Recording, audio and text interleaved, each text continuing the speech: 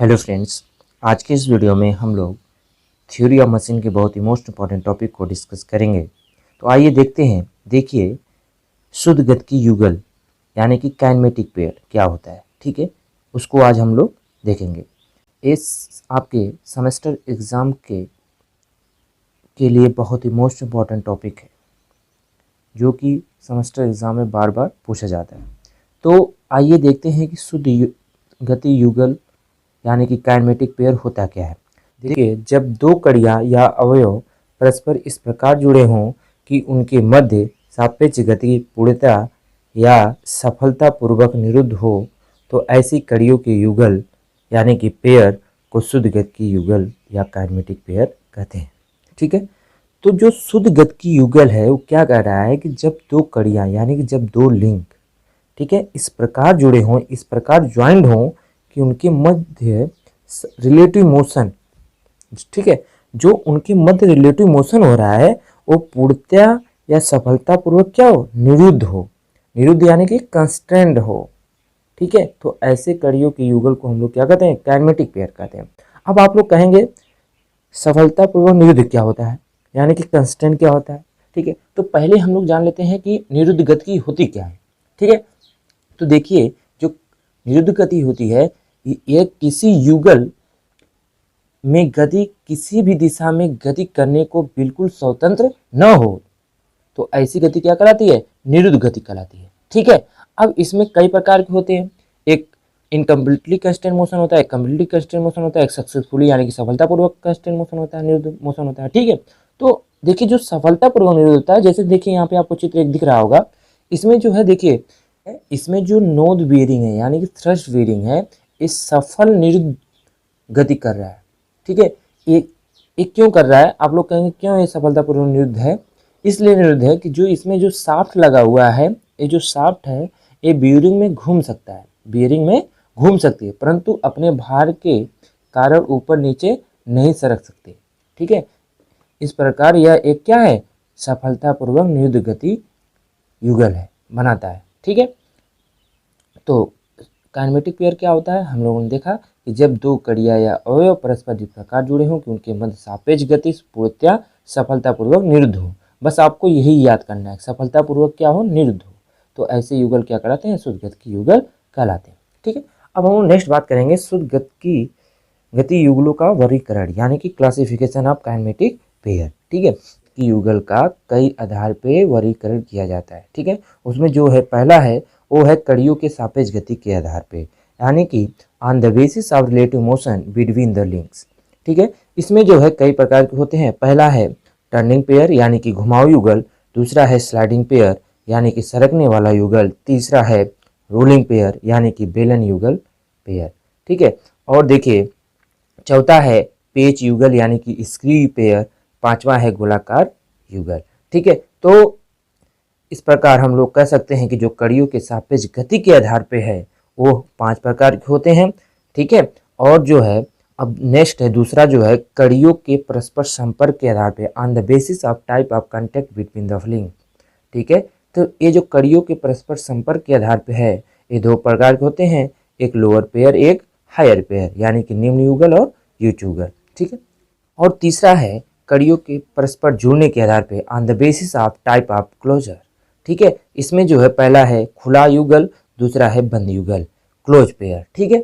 तो एक कुछ हमारे क्या थे, टाइप थे। ये 3 आधार पे शुद्ध गतिकी युगलों का 3 आधार पे वर्गीकरण किया जाता है। एक सापेक्ष गति, कड़ियों के सापेक्ष गति के आधार पे, और दूसरा है कड़ियों के परस्पर संपर्क के आधार पे, और तीसरा है कड़ियों के परस्पर जुड़ने के आधार पे, ठीक। हम लोग इसको बारी बारी से क्या करेंगे, डिफाइन करेंगे। इसमें जो देखिए सापेक्ष, कड़ियों के सापेक्ष गति के आधार पे जो था उसमें पहला था घुमाऊ युगल यानी कि टर्निंग पेयर, ठीक है। अब टर्निंग पेयर क्या होता है इसके बारे में हम लोग थोड़ा जान लेते हैं।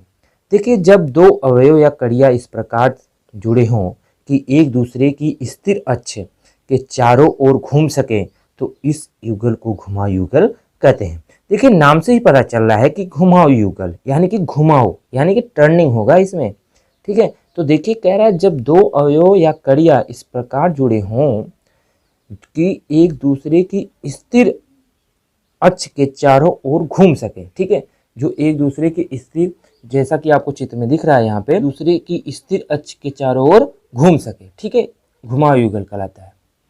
अब देखिए नेक्स्ट है स्लाइडिंग पेयर, यानी कि सरकने या फिसलने वाला युगल। जब दो अवयव या कड़ियाँ इस प्रकार जुड़ी हों कि उनमें केवल फिसलने वाली गति हो सके तो ऐसे युगल को सरकने वाला युगल कहते हैं। बहुत छोटा छोटा डिफिनेशन है। ठीक है, नाम से ही पता चल जा रहा है। आप इतना लिख देंगे तो आपका पूरा का पूरा नंबर आपको क्या होगा, मिल जाएगा। ठीक है, और आप यहीं पे फिगर बना दें। ठीक है, तो देखिए क्या है स्लाइडिंग पेयर। स्लाइडिंग पेयर क्या होता है, जब दो अवयव या कड़ियाँ इस प्रकार जुड़े हों कि उनमें केवल फिसलने वाली गति ही हो सके तो ऐसे युगल सरकने वाला युगल कहलाता है। ठीक है, यदि हम लोग इसके एग्जाम्पल की बात करें, पश्चात भाप इंजन बोल सकते हैं। रेसिप्रोकेटिंग स्टीम इंजन में क्रॉस हेड गाइड के मध्य क्या करता है, फिसलता रहता है। अब हम नेक्स्ट बात करेंगे रोलिंग पेयर, यानी कि बेलन युगल की। बेलन युगल क्या होता है, देखिए नाम से ही पता चल रहा है। ठीक है, रोलिंग होगा तो इसमें एक स्थिर अवयव में दूसरा अवयव क्या करता है, घूमता रहता है। ठीक है, जैसे बाल बेरिंग में गोलियां बेरिंग के स्थिर केस में घूमती है। ठीक है, जैसा कि आपको चित्र में दिख रहा होगा। ठीक है, और चौथा है पेंच, यानी कि स्क्रू पेयर। स्क्रू पेयर क्या होता है, जब युगल का एक अवयव दूसरे अवयव की चूड़ियों की सहायता से घूमता है तो उसे पेंच युगल या स्क्रू पेयर कहा जाता है। एग्जाम्पल में यदि हम लोग देखें, बोल्ट और ढिबरी के साथ मिलकर एक पेंच युगल बनाता है। बोल्ट और ढिबरी, अब ढिबरी देखिए क्या होता है, ढिबरी नट को ही कहा जाता है, इसका हिंदी वर्जन है। ठीक है, नट बोल्ट, नट बोल्ट होता है ना, तो नट को जो है ढिबरी भी कहा जाता है। ठीक है, तो जैसा कि आपके चित्र में यहाँ पे दिख रहा है। ठीक है, अब देखिए हम लोग नेक्स्ट बात करेंगे गोली युगल, यानी कि स्फेरिकल पेयर। स्फेरिकल पेयर क्या होता है, इस प्रकार के युगल में एक स्थिर अवयव के गोलाकार खांचे में दूसरा गोलाकार अवयव क्या करता है, घूमता रहता है। जैसे चित्र में आपको दिख रहा है, इस चित्र से आपको कुछ अपने लाइफ में पता चल रहा होगा। जैसे आप लोग बाइक देखेंगे, बाइक में जो शीशा लगा होता है, शीशा, ठीक है, शीशा लगा होता है, उसमें अगर आप लोग देखेंगे कोने पर तो ये यहाँ पे स्फेरिकल पेयर पाया जाता है, जिसकी सहायता से हम लोग शीशे को क्या करते हैं, इधर उधर मोड़ सकते हैं। ठीक है, वहाँ पे स्फेरिकल पेयर लगा होता है। ठीक है, हम लोग नेक्स्ट बात करेंगे कड़ियों के परस्पर संपर्क के आधार पर शुद्ध गति के युगल, जो दो प्रकार के थे, लोअर पेयर और हायर पेयर। ये बहुत ही मोस्ट इंपॉर्टेंट टॉपिक है। अगर आपको एक क्वेश्चन पूरा ना पूछ करके छोटा क्वेश्चन पूछा जाए तो लगभग एक क्वेश्चन पूछा जाता है कि लोअर पेयर और हायर पेयर क्या होते हैं। ठीक है, तो आप इसको डिफाइन करके एक एक एग्जाम्पल लिख देंगे, आपको क्या होगा, क्वेश्चन सॉल्व हो जाएगा। देखिए निम्न युगल यानी कि लोअर पेयर क्या होता है, इस प्रकार की युगल में गति करते समय किसी सतह पर दोनों अवयवों का संपर्क होता है, ये सतहें एक सी होती हैं। ठीक है, हायर पेयर की बात करेंगे। दूसरा है उच्च युगल। उच्च युगल क्या होता है, इस प्रकार के युगल के अवयवों में बिंदु या रेखा पर संपर्क होता है। ठीक है, ये क्या होगा, बिंदु या रेखा पर संपर्क होता है। दोनों अवयवों की संपर्क सतहें एक समान नहीं होती। यही देखिए डिफरेंस है लोअर पेयर और हायर पेयर में। ये डिफरेंस है कि निम्न लोअर पेयर की सतहें एक सी नहीं होती, एक सी होती हैं, और हायर पेयर की सतहें एक सी नहीं होती हैं, समान नहीं होती हैं, और ये बिंदु या रेखा पर संपर्क करते हैं हायर पेयर में।